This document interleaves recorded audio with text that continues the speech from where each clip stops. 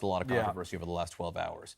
This was posted by the First Lady, Melania Trump, on Twitter, and she's holding a baby boy. I spoke incorrectly before, and I said it was a baby girl. This is a baby boy who lost his parents in the massacre in El Paso. And the reason this photo is causing controversy is because, look, the First Lady's smiling, the President's flashing the thumbs up there, and this baby lost his parents. Now, people look at this and say, Errol, how could you take a picture flashing a thumbs up with an orphan like that, essentially? The other side of it is that the uncle who was standing in that photo is a Trump supporter. Apparently, the father who was killed was also a Trump supporter. There is that context there still. You know, you take a step back when you see that. Yeah, well, it is. And I would fault, frankly, the president's staff, right? I mean, the president himself, you know, you put him in front of a camera, he's going to do what politicians do. You know, they smile, they flash, they give their little thumbs up, they do what they're going to do. They needed to stage that quite a bit differently if they knew it was going to be for public consumption. Frankly, if this individual, if he's a big Trump supporter, if he wanted to say, look, it would be the honor of my life, I'm meeting the President of the United States, even in the middle of this tragedy, you know, I'm proud to meet the President, that's one thing. But for public consumption on what is a public trip, on which every step, every photo, every word is supposed to be, if not scripted, at least thought about. I'd say they really fell down. Well, and the fact that it was tweeted out, too, by the First Lady, the photo, it would have been, to your point, Errol, a little bit different if this had come from the uncle who was there in the picture saying, what an honor to meet the President today. But seeing that tweeted out by the First Lady with the thumbs up sign, it's tough to ignore those optics. I mean, there was a tone deafness to the visit as a whole, and I think, you know, we're seeing that from the president's aides, even saying that this didn't go quite so well. President flies into El Paso. There are protests everywhere. There's a lack of empathy coming from the president. So I think this is just another example of that level of tone deafness. That's the issue. I mean, apparently, reportedly, the baby was brought back to the hospital. They tried to keep the press out, and some of the footage that's come out of the president's talking about how big the crowd size of his rally in El Paso was. And then this photo. What you have is a picture of a president who has an empathy deficit. He keeps acting like a malfunctioning automaton with these opportunities. Here, he's with an orphan child, and he reflexively does the grin and the thumbs up. That's just an empathy gap. And it's not too much to expect that the president would act like a normal human being. But instead, he's talking to the doctors at this hospital, which is flooded with shooting victims, and talking about how big his crowds were a few weeks ago. That's not a normal human response. Or a helpful. No. A human response, which is the most important thing, I think, to the victims and the families of the victims and the people in El Paso and Dayton. Not helpful. Today, promising gun control. The problem is, it is a promise he has made before and broken. We have to have meaningful background checks. We need meaningful background checks so that sick people don't get guns.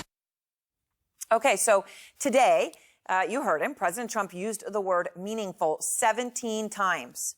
17 times he used the word meaningful when talking about background checks.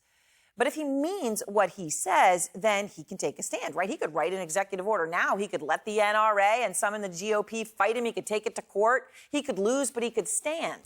So tonight, Trump has a big choice to make, whether or not to be a president of his word, because here are his words 18 months ago after the Parkland mass shooting. We're going to do very strong background checks. Very strong. We've got to do background checks. Again, that was nearly 18 months ago, and he has done nothing since then on background checks. So his lack of action, his broken promise, is actually odd for at least one really important reason, and that is a reason the president knows. Here he is again today. On background checks, we have tremendous support for really common sense, sensible, important background checks. He is right. The American people, a majority of Democrats and Republicans, support background checks, meaningful ones. Quinnipiac poll from March found 86% of voters support the background check bill that already passed the House. That is a tremendous number. So you would think that Trump would, knowing that, even have more reason to step up and take action. But instead, today he punted. He said, I called Mitch McConnell. I spoke to Mitch McConnell yesterday. He's totally on board. He said, I've been waiting for your call. He is totally on board. Okay, Mitch McConnell is not totally on board, and Donald Trump knows it. He didn't call the Senate back in session. He definitely has not said he is for background checks. In fact, if he were for background checks, he could have voted on that bill that 86% of Americans support, but he didn't. He has refused to bring it to the Senate floor for months. In fact, all he has said since these latest horrific shootings was this yesterday. There has to be a bipartisan discussion here of what we can agree on.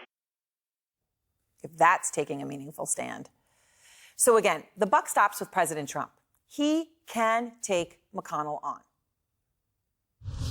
I can tell you there's tremendous goodwill for meaningful, I took it about meaningful, add that word, meaningful background checks so that sick and demented people don't carry around guns. Okay.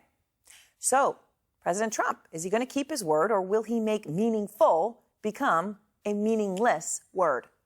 Pamela Brown is out front at the White House at this hour. So, Pamela, why doesn't the president just do something if he says he believes in it? Well, Erin, I mean, he could call Congress back from recess and take a leadership role in this, but he's choosing not to do that.